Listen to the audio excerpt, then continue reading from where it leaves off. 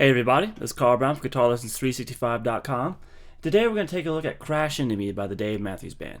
Now this is a pretty, got some big stretches in it, but it's a pretty easily laid out song, pretty easy to memorize. So let's take a look at the main part here, starting. Now the number one thing you need to get, pretty much holding the entire song, is we're going to have this open high E string. We're in standard tuning here, by the way. Then put your pinky at the 5th fret on the B string. So you notice those will be unison notes. So they're both the same note. And then you're going to have your 3rd finger at the 4th fret on the G string. So you're going to have those going. And we're going to pretty much try to put our 1st finger here. If we're not using it on another string, we're going to have our 1st finger here on the 2nd fret on the D string. So those are going to be the top 4 strings that you're always strumming. Now, what we're going to be doing here is just changing the bass note underneath them the entire time. So, for the most part of the verse and most of the sections of the song, we're going to start here with our 2nd finger at the 4th fret on the A string. Pick that note, then strum the top 4 strings. Top 4 strings in pitch, by the way, so strings 1 through 4. So it's just going to pick a downstroke and then down, down, up. Down, then a quick down, up. Then you're going to hit an open A string, the 5th string open.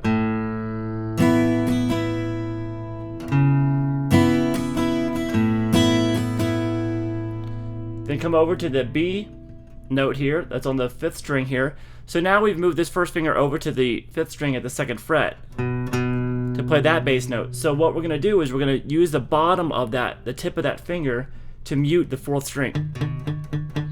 So when we strum those top notes, that 4th string won't be in there. So you're going to hit that B and then strum. So all together.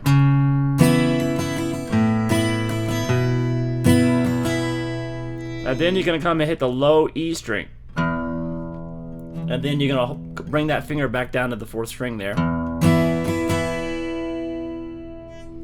Then put your 2nd finger at the 4th fret on the 6th string this time.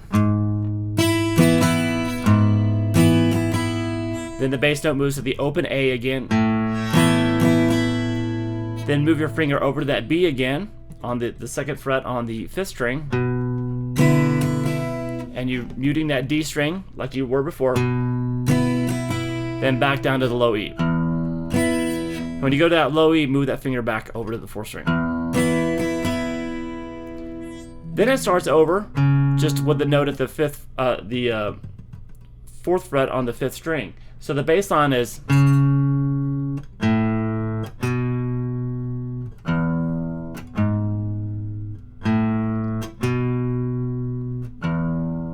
And then you start back over. So just memorizing that bass line over this chord shape, well, under it really, is what's going to help you be able to get this pattern down really quickly. And just basic strumming pattern.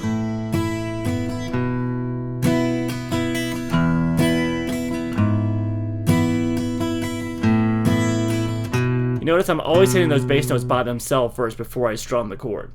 Now when you start over, there is one little tricky part.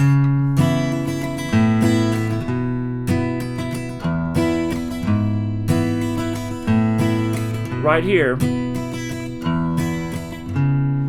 when you came back down to start it with that 4th fret on with your 2nd finger on the 5th string, you have this low E still ringing. So you need to mute that by placing your finger at the right point on that string. When you place it on the 5th string, it's a little bit over the string, so you can mute with the tip of your 2nd finger the 6th string, so keep it from resonating anymore. So just practice like this.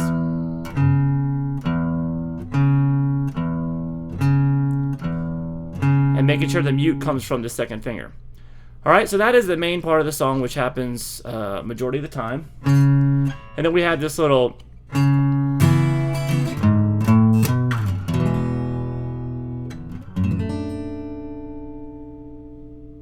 So that could be considered the chorus, I guess, because he does say crash into me there. So it is starting out with the same. same way that the verse does. So, but instead of changing the bass note, then you go straight to the 4th fret here on the 6th string, 5, then 7. So it goes 4, 5, 7, and you slide that 7 down straight into an E major chord. And then we have this chord, which is basically a D major chord in first inversion. We have your pinky here at this 3rd fret on the 2nd string, 2nd fret on the 3rd string with your 3rd finger, D string open, and then your 2nd finger here at the 2nd fret on the low E string. And you're going to be muting, once again, that A string with the bottom of your 2nd finger. But if it did ring in that chord, it doesn't matter. The note's still there anyway. And then it goes right back to the main part.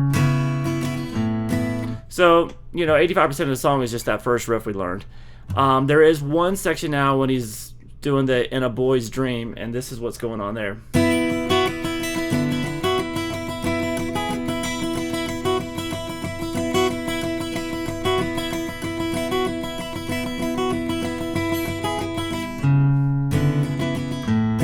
And he goes back to the main riff. So what's going on there? We have the 2nd finger at the 4th fret here on the G string, and then your pinky finger at the 5th fret on the B string.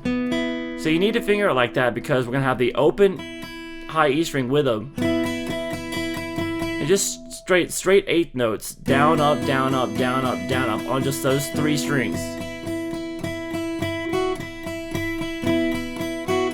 And you can be placing it down when the melody notes come in, the 2nd fret here with your 1st finger on the high E string.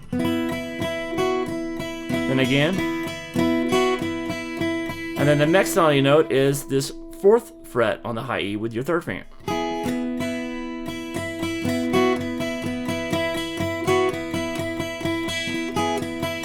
Back to the 2nd fret. Now, he does this a couple times in the song, and it's kind of random that he's going between these two, 4 and 2 here. The first one, he plays the 2 twice first, followed by the 4th fret, and then 5 times at the 2nd fret. And then once at the 4th. And then back to the fret. He does it later, and it's a little bit different, so it's kind of a random, kind of improvised part, I think. So you pretty much, whichever one you want to throw in there is fine, just 4 or 2. And later in the song, you'll also hear it overdubbed over this part. You'll hear the exact same thing we did here, but up 12 frets.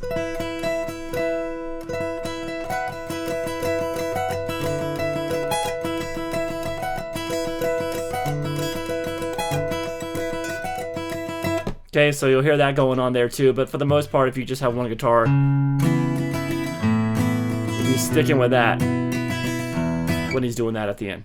Alright, so it's pretty easily laid out, just has those 3 parts in it, and if you memorize the song just by listening to it, you should easily be able to tell what part is what. Alright, I'll see you guys soon with the next lesson from GuitarLessons365.com. Bye-bye.